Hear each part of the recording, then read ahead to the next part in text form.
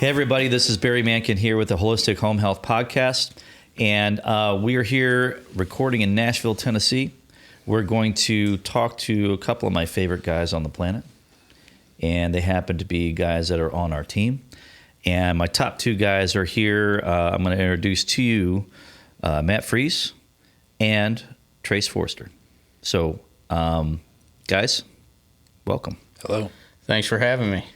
It's kind of fun to be able to bring in the team. We this is the first time we've done this with us, and of course, you know, this podcast thing is in its infancy. This is our first year of doing this, and it kind of breaks up the monotony for being in the field all the time. You know, so I'm glad that you guys are here, get to experience it with us. It's great. So, I think we can help a lot of people. Yep. So. Other than just the people that we see every day. Yeah. You know? So we're going to talk about the business. We're going to talk about your experiences, you know, with the business. And I think just getting that perspective from us collectively, I think for the viewers who are, you know, all 12 of them, or hopefully more, gets to have some fun and get a little insight or some wisdom. Because I think there's a lot of things that get misunderstood, or maybe there's some surprises during a process. And so we just want to, you know, kind of open that up to say, hey, this is how we do things. This is why we do things. This is kind of our perspective. So I think it'd be helpful. So I'm stoked. As far as getting started, let's talk about background, you know, so they get to know you a little bit. Trace, why don't you start? Tell us your background here. You've got, you know, one of the reasons I hire, the way I hire, is because you guys know what you're doing. On the front end, you've actually got some calluses on your hands from holding a hammer and swinging a hammer. So why don't you tell us where you came from? Well, I took kind of a weird path. I went the Army route whenever I, you know, turned 18, and I did that for, you know, 4 years. And then I kind of had a shift from there because I was wanting to get into the medical field. And I was a medic in the Army, and I realized that I didn't really want to do that anymore. And then I started getting into maintenance, stuff like that. I did electrical work, welding, carpentry, stuff like that. I worked at a sawmill. And then, you know, some construction, stuff like that, plumbing, handyman kind of stuff. Yeah. And then I've kind of been all over the place, mechanic, semi-mechanic. I worked on semi-trailers. And then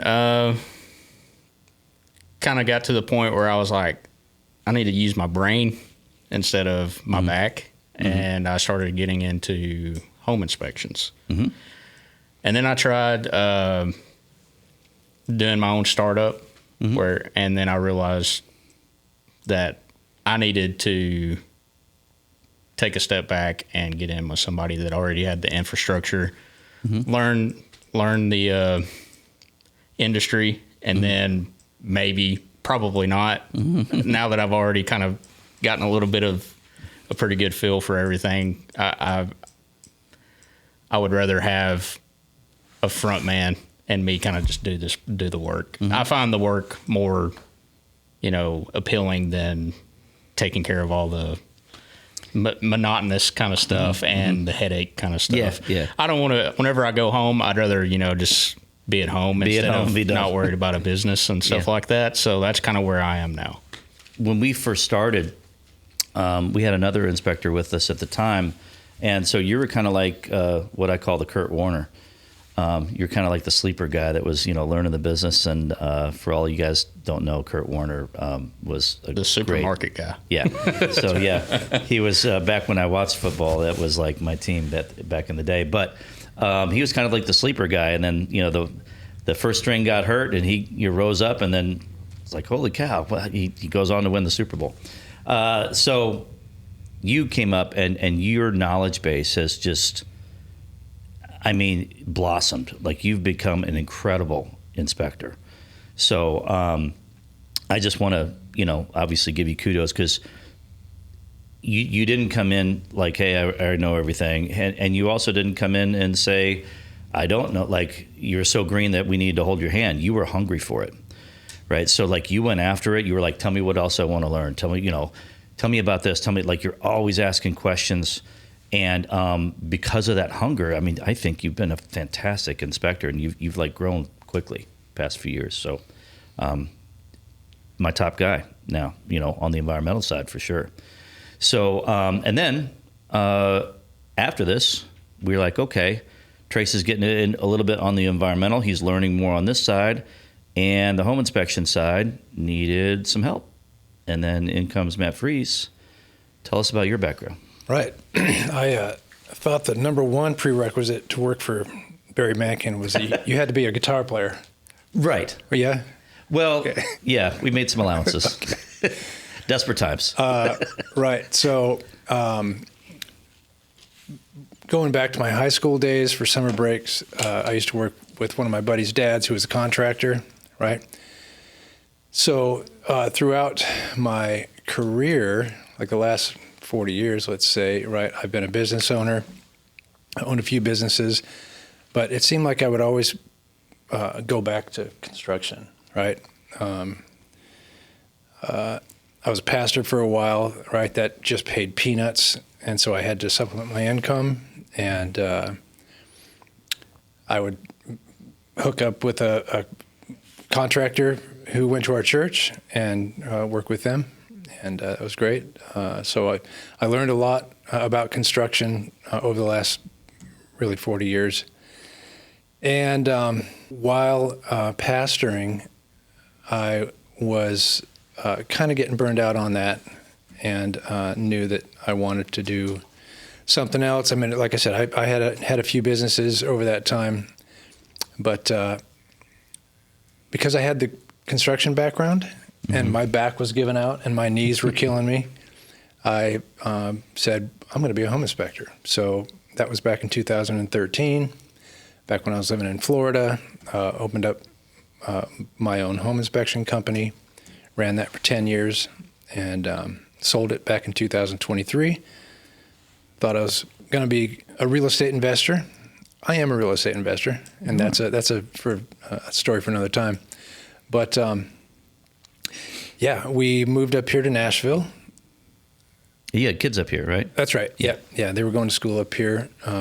Fantastic musicians, and we unfortunately got caught in Hurricane Helene down in Tampa last year, and my wife was like, "Let's get out of here." So yeah, that's how I got to Nashville. I'm where I'm supposed to be, for sure, musically. Yeah. And then it's just been a blessing that you and I met, and here I am. And Trace, a fantastic trainer, right? I mean, even though I owned a home inspection company for 12 years or so. And that's the mold capital of the world down there. I think this is the mold capital of the world. Right. I mean, the environments that I've been in here compared to down there, day and night. Yeah. A big part of that, I would say, is the construction methods of different types of foundations really come into play. That's right. With that. That's right. Yeah. You don't have a lot of crawl spaces in Florida. No. Well, another issue with Florida is you guys get to rebuild quite often down there. That's right. Yeah. Yeah, and there's a lot of block. Everything's, I'll tell you what, so much made out of block. So easy to inspect homes down in Florida compared to up here. Right. It really is. Yeah. Right. Slab on grade, block homes. Yeah. Stucco. Done. Yeah. It doesn't get any easier. Let me, other than that, which is a good point, because food sources, right? When we're dealing with microbial issues, which we alluded to, construction practices are huge with that. So if there isn't any food, there isn't anything for the mold to eat on, right? So other than that, what are the things that you see from a home inspection side of the business, some of the bigger issues that you see differences between Florida and here? So other than the stick buildings versus the block, which is huge. The different materials, siding materials, right? Up here you got brick and vinyl and what else? Shiplap, wood. Yep. Roof coverings are kind of the same. You have more clay tile down there, though, right? Yeah, a lot of clay tile. Yeah. A lot more metal roofs down there. Yep. But the basement foundations, right? Basements are something new for me. Yeah. But what it all boils down to is water. Yeah. Right. I used to always say that water, on my socials. I'd be like, it's always water. Yeah. It's always water. No matter what we're doing, no matter what side of the business we're on, it's always water. Whether it's settlement or whether it's microbial or, hydrostatic pressure or, whatever it is, you're going to have some deterioration. You're going to have some things hiding, because of water.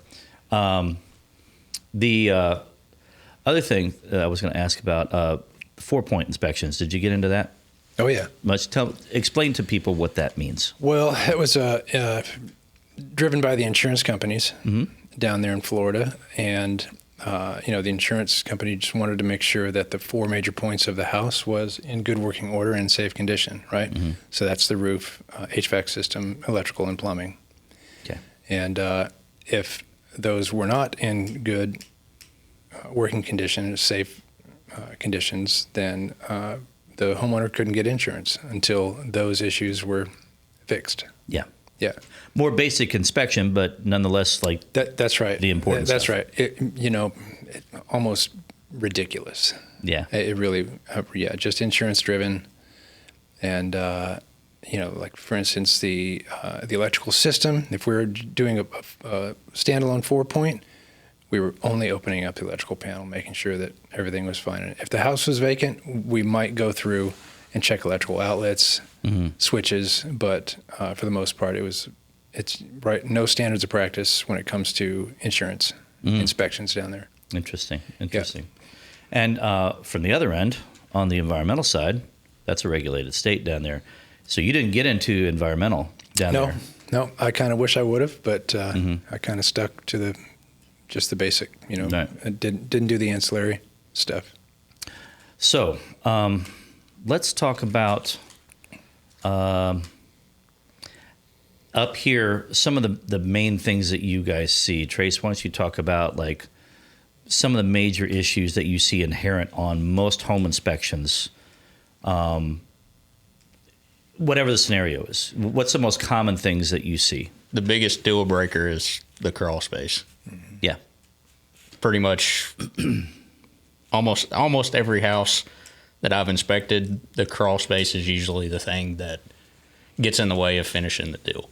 Whether it's from growth issues or structural side of things, that's probably the biggest thing.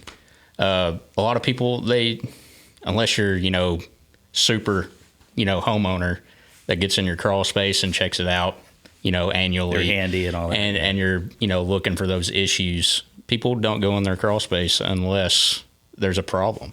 Yeah. And once you know that there's a problem, it's usually too late, and the financial, toll it will take to fix that. A lot of people just can't handle that. So it, just gets deferred, and it just keeps getting worse and worse and worse. And then, somebody from California or out of state that isn't used to, the environment, and they hear the M word, that scares them. Yeah. And mouse? Yeah. Microbial growth. Oh, microbial growth. Yeah. The 4-letter word. Or mold. Yeah, there it is. There it is. That's always the thing, is you always got to say microbial growth until you have it tested and you can prove that it's mold in the home inspection industry. Realtors do not want to hear you say mold until you know. Which, yes, we know, but you can't say what it is until you have it tested. Yeah. But yeah, the crawl space is the biggest thing. Yeah. That kills deals here. What do you find?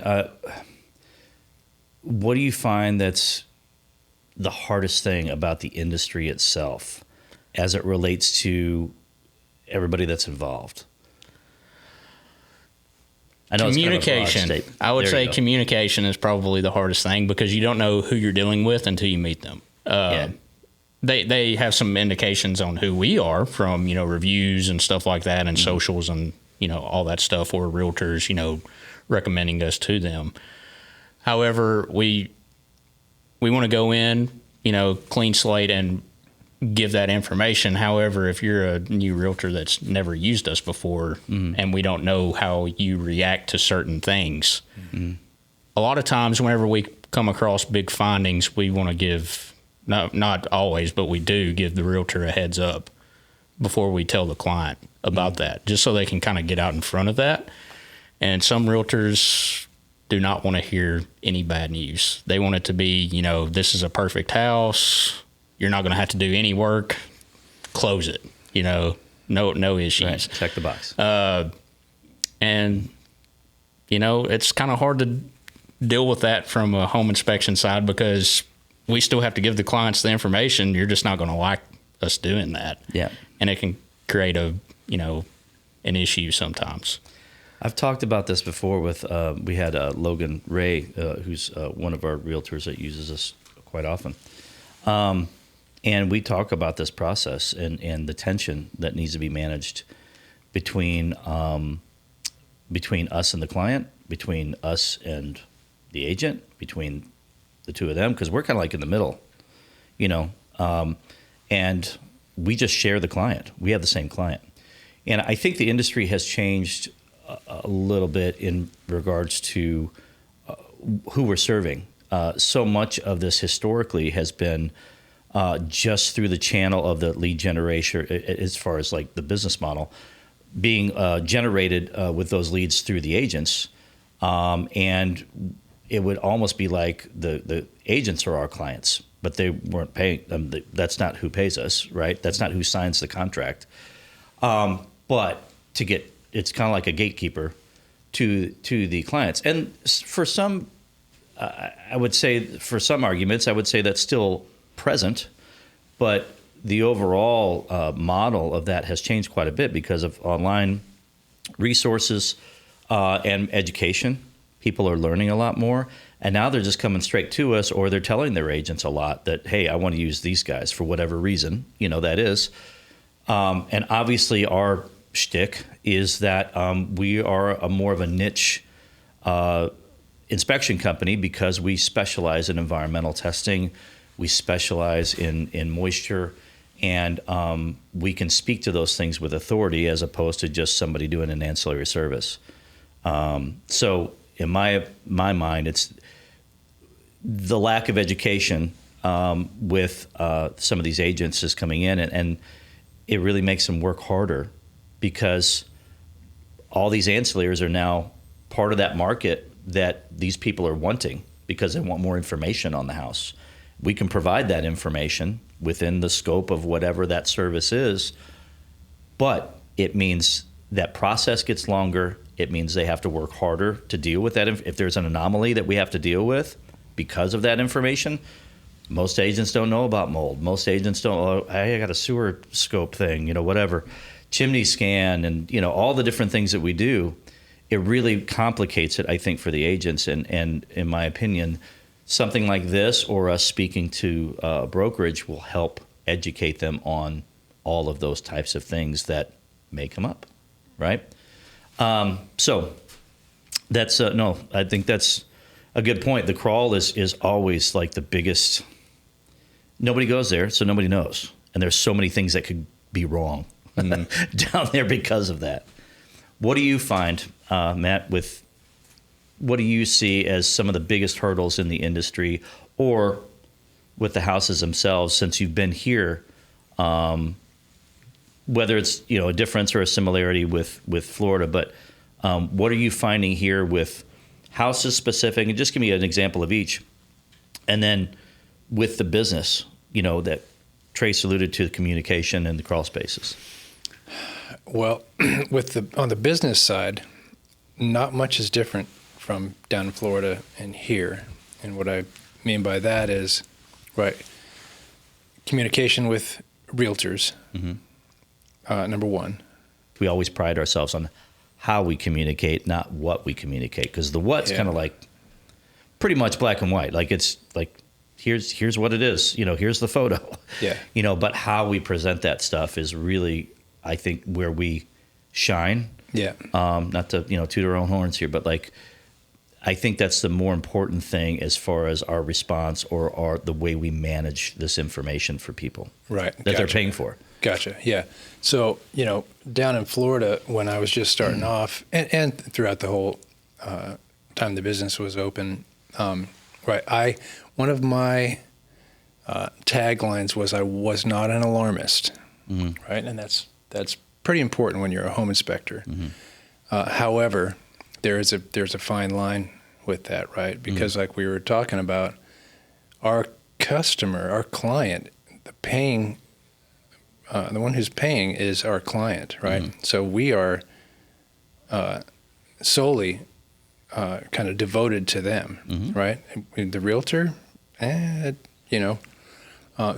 but in moving up here, when I first moved up here, I got on with one of these foundation waterproofing companies, a local foundation waterproofing company, right? And we're not going to say the name. We're not going to say the name. But it's a big one. It's a big one. And the office was completely imploding.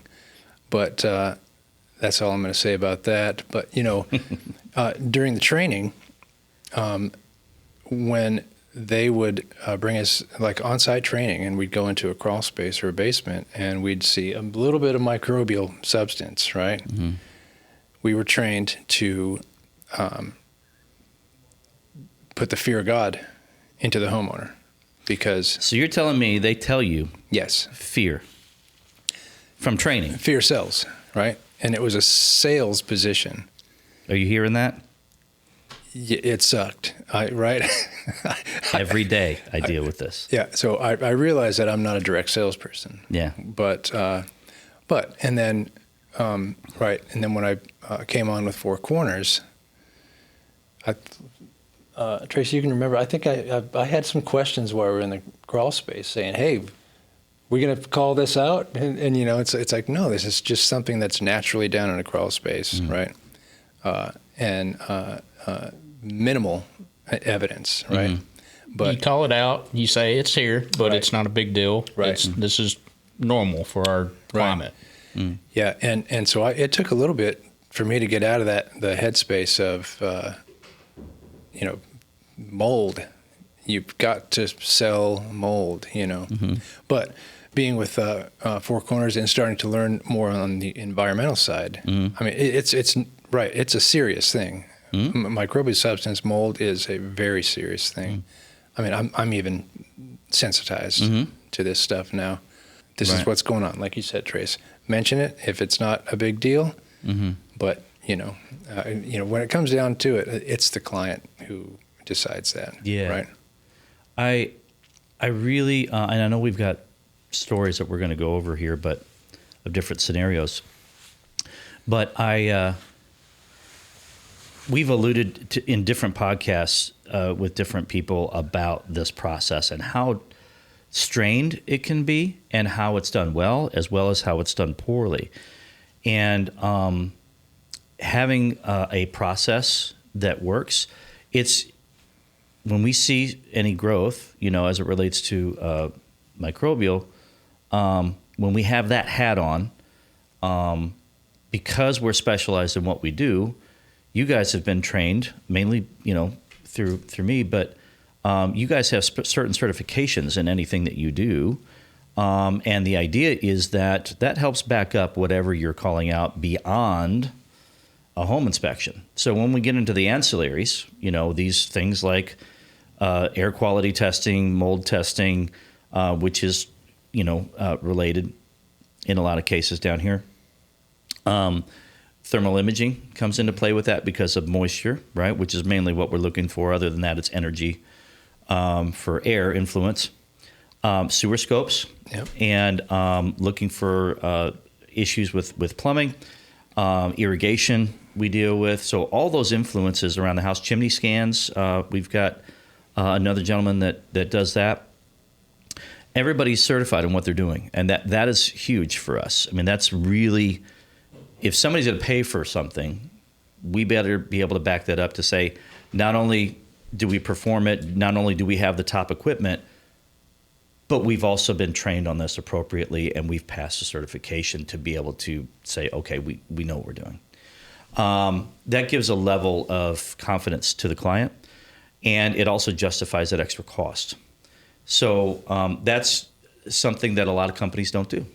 I think that differentiates us quite a bit, and it's a source of pride for us, honestly, to say, hey, I've gone through the training, I've gone through the schooling, I know more than I did.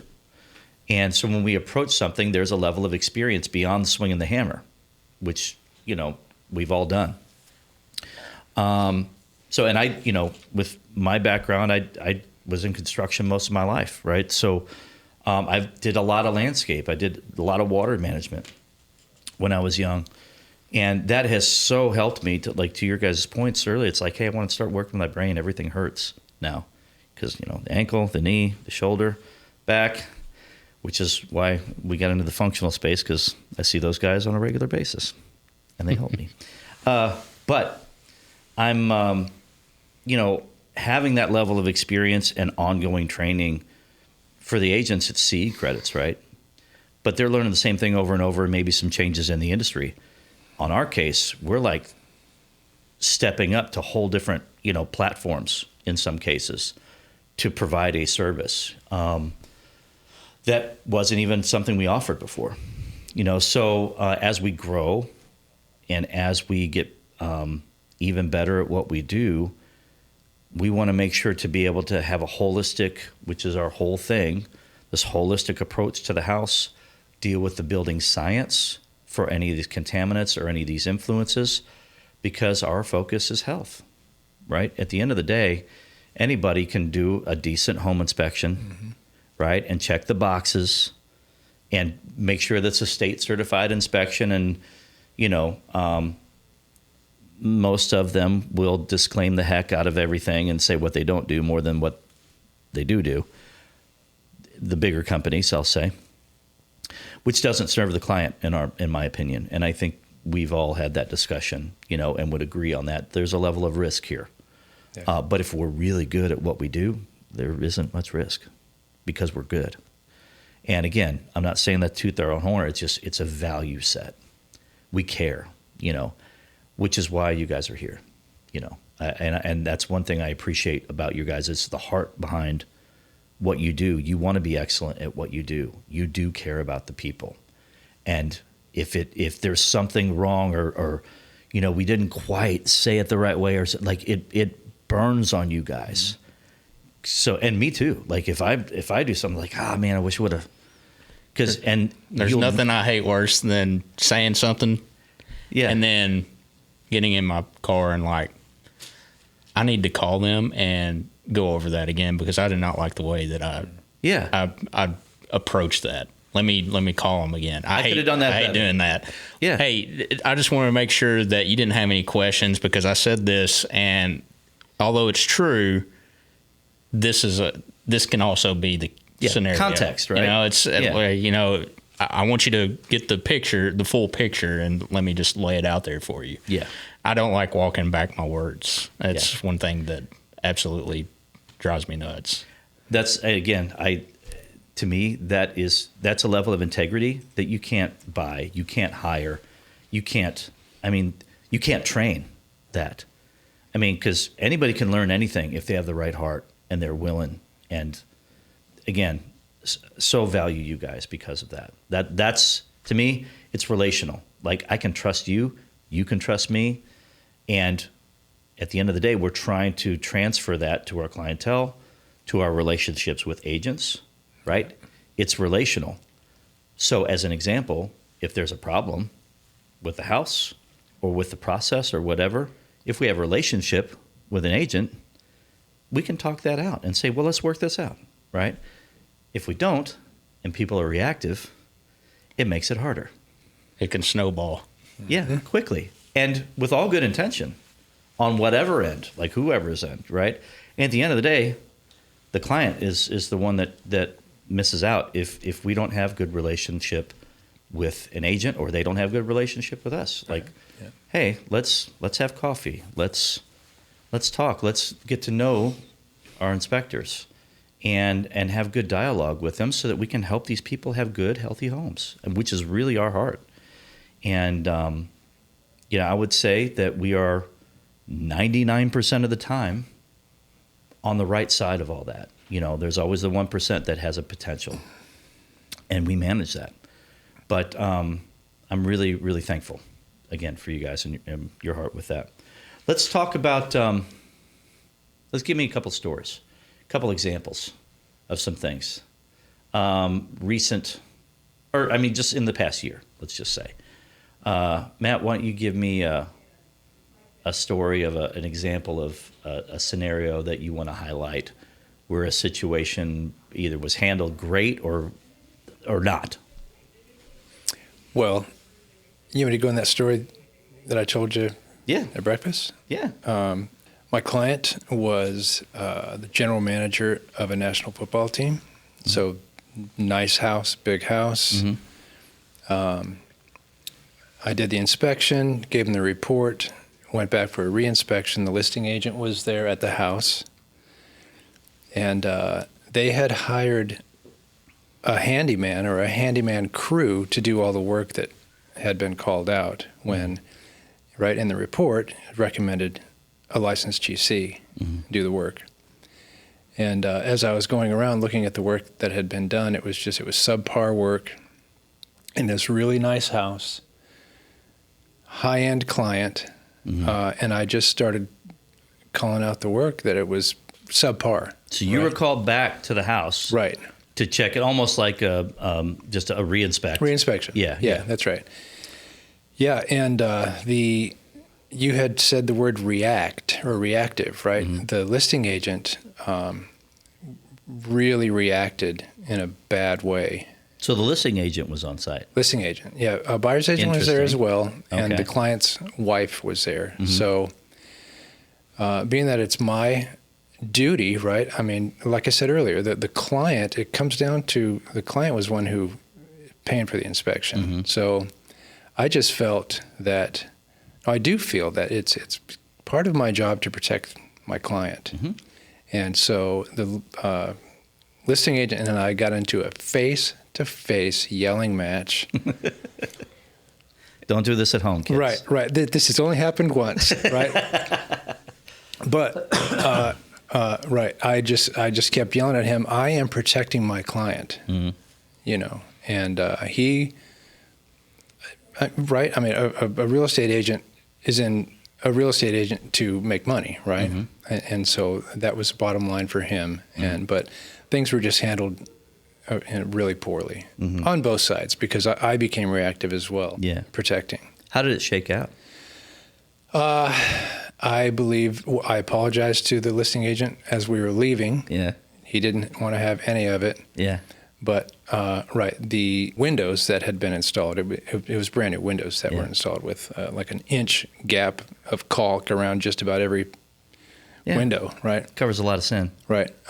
But, they hired a GC to come out and did it right. Yeah. But then now, in going to my next lunch and learn in that office where that realtor was interesting. That's awesome. Yeah. Did you know he was going to be there? I knew he was in that office. Okay. Yeah. Gotcha. And it was no highs. He didn't give you a high five or an attaboy or anything. Say thanks for helping out the yeah. But anyways, that was an interesting. This is why we say how is more than the what. Because obviously, I mean, he may or may not have ever called you again. If things went better than that and you just smiled, and he may have stayed mad. Who knows? Because the money's money, right? Yeah. Or he could have appreciated how, right? So you never know. Right. Yeah. That's why that matters. But that's good lesson. Like you said, hasn't happened since. Right. Yeah. I mean, I've got my stories with that as well. Trace, give me a story. I've had quite a few, probably not as many as you guys, but I've had one where a builder was on site for a new construction house. It's one of those, the client is not able to look at the house or go inside the house until, final walkthrough, the blue tape and everything. So they've never been in the house. Yeah. So I'm on site. The client, shows up like, hey, just want to make sure you're checking this stuff. We haven't got a chance to look in the house. Please be thorough. All this stuff. I'm going to check all this. Yeah. Builder shows up probably halfway through the inspection. How are we looking? I don't even know why they wanted a home inspection. I take, a lot of, I value my work, and I'm going to do, the best possible job, all this stuff, talking up the house, which, hey, if you're confident and all that, that's perfectly fine. So I'm going through my inspection. I pull down the pull-down ladder into the attic. I walk up. I look left at the garage, and then I look right over the rest of the home, and there's no insulation in the attic. So I'm like, is there spray foam? No, there's no spray foam anywhere, nothing. So I hop back down and say, hey, builder, you don't have any insulation, right? Oh, they came and did the insulation. No, they did not. They did not do the insulation. Let me look. And he gets up there and he looks around and he walks straight out and he's on the phone for the rest of the He didn't even acknowledge it? He just walked right by you. Oh, well, towards the end, there's an insulation company pulling up. Yeah. Towards the end to, blow in the insulation. Apparently, the insulation company was scheduled to come out one day, got pushed back, never was rescheduled. So without the home inspection, who knows if that would have. And he checked the box on his paper. Who would have known? They may or may not have ever shown up. Until, 11-month warranty check or something like that. That's just one of the things, albeit not a, terrible mistake or anything like that. It's not the worst mistake you can make. It's a pretty simple fix. You go in, blow in the insulation, all that stuff. But it just goes to show that even the most well-organized people who, think their product is the greatest, they can make a mistake. It's nothing against the builder. It's just human nature. Things happen. Just, stuff happens. Things get, backtracked and, nobody's there to check up on it and make sure that the insulation was, put in the attic. Egos come into play. It's like there's no room for egos. We're just trying to help. Yeah. Like really, we're just quality control is all we are. And if we help each other, again, it's mindset, right? So we're just trying to help people to get a better house. And if something's missed, then great, just take care of it. Shouldn't be a big deal, right? I've got another story, Barry. Yeah, perfect. You got time? Yeah, plenty. And this is just recent. I did a 2025 build, brand new construction, right? We did some air samples, and for microbial. Yeah. And we found some mycotoxin spores. In the house, right? You remember this, or I don't know which one we're talking about. It's the. I'm the one that did that. You did it? Okay. Yeah. But anyways, I guess bringing this up, even if it's a new build, right, there's potential of some bad stuff being in there. Yeah. I've experienced this on the environmental side, but with a brand new home. I mean, it was a custom home, nice place. I won't tell you the scenario there, but like the short, I had Stachybotrys, the black mold, in the air. Shouldn't be in the air, which means it's on the surfaces, right? Brand new home. And I'm like, how did that happen? So later we found out through a process, another investigation later on after we got the lab results in, we're hunting. There was a cabinet. And when I say brand new house, they'd already moved in. The house is maybe, 4 months old. So it wasn't like brand new. But immaculate, clean house. The screws for the cabinetry went through the sewer vent pipe for the second floor, right, going through to the top. So water that came down using that same pipe, but would normally go and vent for the first floor, that was sharing that wall from the kitchen. A screw was in there and water was coming out of that area from the screw. As soon as the water hit the screw, traveled through the hole, came down, got on the wood, got up the wall, increased the relative humidity within that cavity that had no insulation in it either, right? So it's just a blocked cavity in the summer, right? So that just exacerbates the whole thing.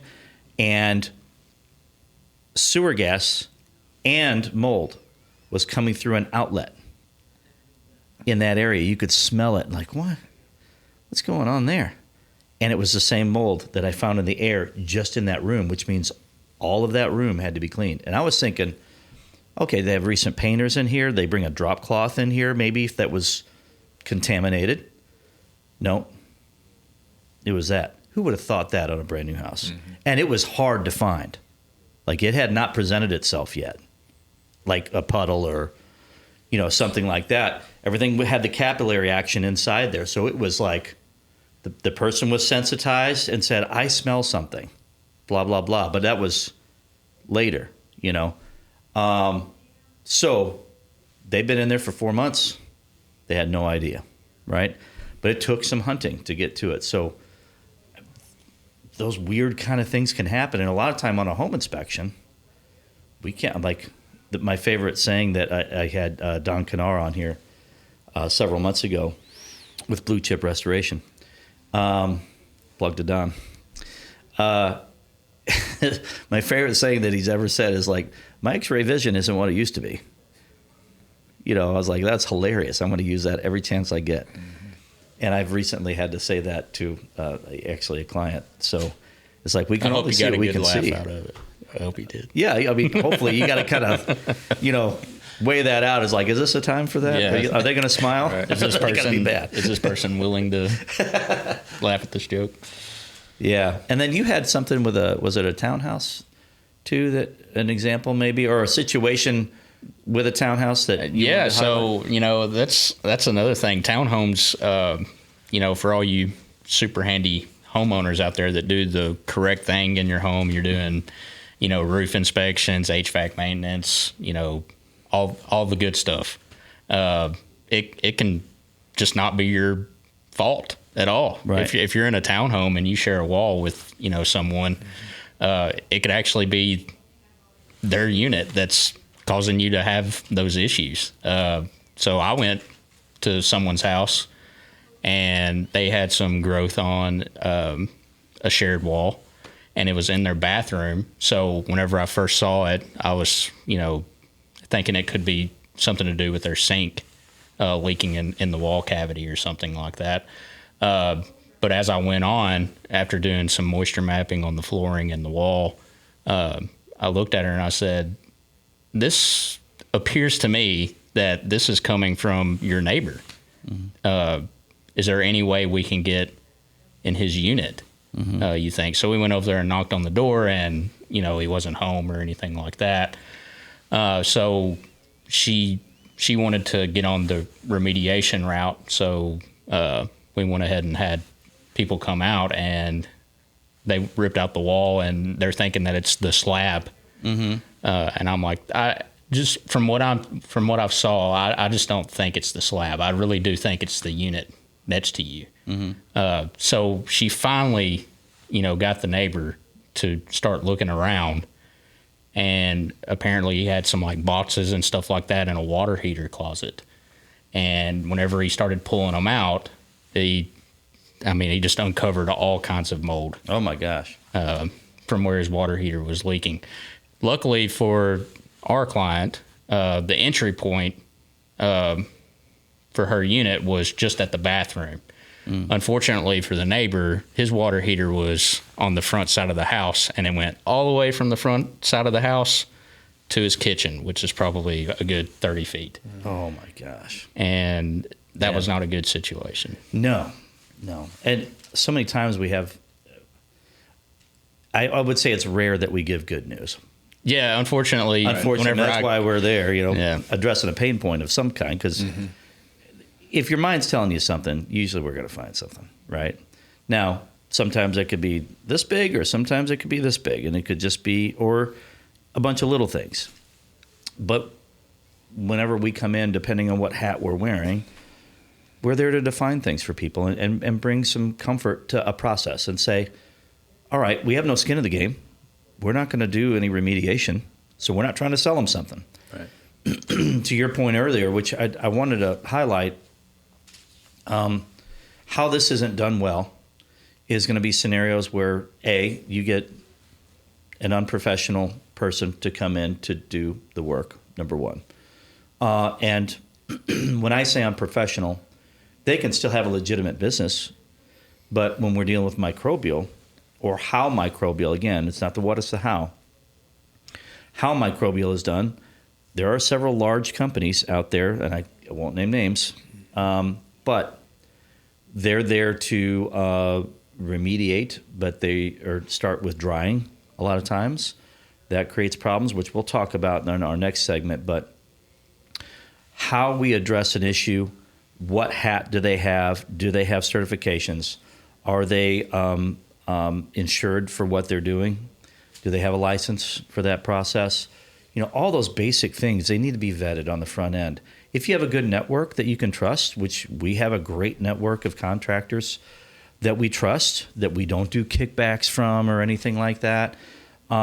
It's just, hey, let's get some good, honest people with integrity, and we'll hand the baton off and say, here you go. I trust this guy, right? And if for whatever reason somebody does a bad job, which doesn't happen, because we're going to vet them. If something happens, it's going to be like, hey, what happened? We have a relationship with them. Give us the scenario. And, whether we're involved or not, right? But the idea is if you have good people with integrity and good communication, that doesn't come up. And when something does come up, it's short-lived because everybody understands how to support a process. So it's not about cover my guy. It's not about cover this guy. It's just like, well, let's work it out, right? And it can be uncomfortable, but how we deal with the uncomfortable is everything. It's managing tension, always. Right. So it's a hard process a lot of times on the real estate side because there's so much pie. And in the South, I've said this before, there's a lot of pie here in the South. So the idea is with a real estate transaction, there's only so much pie to go around. And guess who gets the smallest piece of that pie? Us. And we have the highest liability. So I just want to remind you guys of that. So we work hard for just a little piece of pie. And we're honest about it. So we really, really want to have integrity in the process. We really value relationships with our clients, our realtors, contractors that may be involved in the process. We're happy to communicate and communicate well. But that's our heart. That's where we're coming from. And I just wanted to highlight that with you guys. And I so appreciate you guys giving some great stories, some great examples, your history, your qualifications, all that. These are good guys. And I'm proud to have you guys on the team, really. So great inspectors. Thanks, Barry. So kids, this is going to be soon around Christmas by the time this airs. And I just want you to have a good Christmas. Enjoy your families. Be safe out there, okay? Get a good home inspection.